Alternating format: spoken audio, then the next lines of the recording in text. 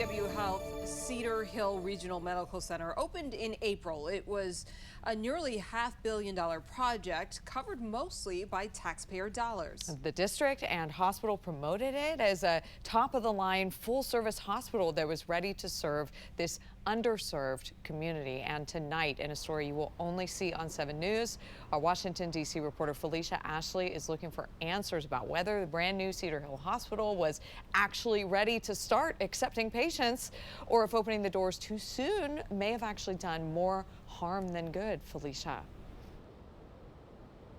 Yes, I mean, many in Southeast remember the ribbon cutting here at Cedar Hill and the promise that it was going to transform healthcare here in the community. Now, everyone, expects a wait when you go to the emergency room, but what I kept hearing from patient after patient and family after family was much more than that.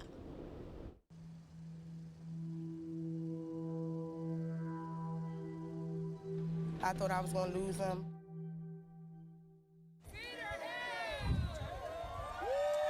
Just a week after Cedar Hill Regional Medical Center opened, Latoya Bell brought her husband, Kevin, to the emergency room. He was projectile vomiting. They arrived just after 9:30 in the morning. About an hour later, someone took Kevin's blood pressure. It was 262/191, a reading which should have triggered an emergency response. Kevin and Latoya say they were left in the waiting room. They said they don't have no beds. I have to wait. So I'm like, wait for how long? He was like, I'm not sure. They waited for hours, all day in fact. Latoya says she left the hospital to get her husband a blanket. She tells 7 News it wasn't until 7:30 that night, while she was out, that they took Kevin into triage. 2 hours after that, he was given medication and almost immediately had a seizure. You got a phone call to come back to the hospital, not from doctors, not from a nurse, not from security at the hospital, but from another patient. Another patient. The patients were more concerned than the staff were. Kevin was airlifted to George Washington University Hospital around 4 a.m. the next day. Latoya and I spoke while she was waiting for him there. What hurt me the most is that he was treated like he wasn't a human being. Just leaving him with a person with that type of blood pressure, no CT scans, nothing, just straight, made him wait and sit. Mind you, the whole time I'm throwing up, I have the little barf bag, so I'm throwing up and getting. Kevin spoke with us a month after he recovered from the ER incident, because at the time, he was on a ventilator and then had a minor heart attack. They said I had a seizure because I was given the wrong medicine.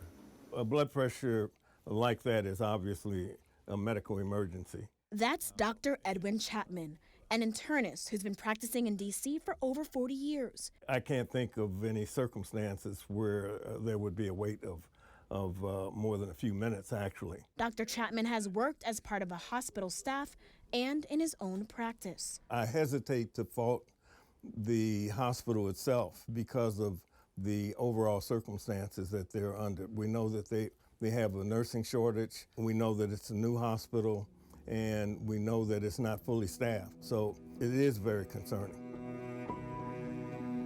Take a look at this. After Latoya posted this video of her husband's condition on social media, Cedar Hill CEO Tony Coleman DM'd her, asking to speak with her. She also got multiple calls from Kendall Ridley, Cedar Hill spokesperson, asking if Kevin was okay and if there was any support the hospital could provide. I'm on dialysis now. Like, I walked in, I was working. My life has changed. Like, my life has changed. My kidneys don't work the same. I can't work. I'm 43 and I've never not had a job. So me not being able to work is life-changing. I do dialysis 3 days a week where I have to go sit in a chair and they watch my blood come out my body and go back in for 3 hours a day. 7 News obtained a copy of the Bell's medical complaint against the hospital. An investigation by the D.C. Department of Health into their case found that there were deficiencies with Kevin's care, treatment, and with the hospital's records. Some of my patients have gone to the hospital. One patient, a 93-year-old, was transferred downtown. So At this point, it sounds to me like it's a very sophisticated emergent care center as opposed to a hospital. It does not sound to me as if it's ready for prime time. I walked in that hospital with high blood pressure, throwing up, and had to get airlifted out.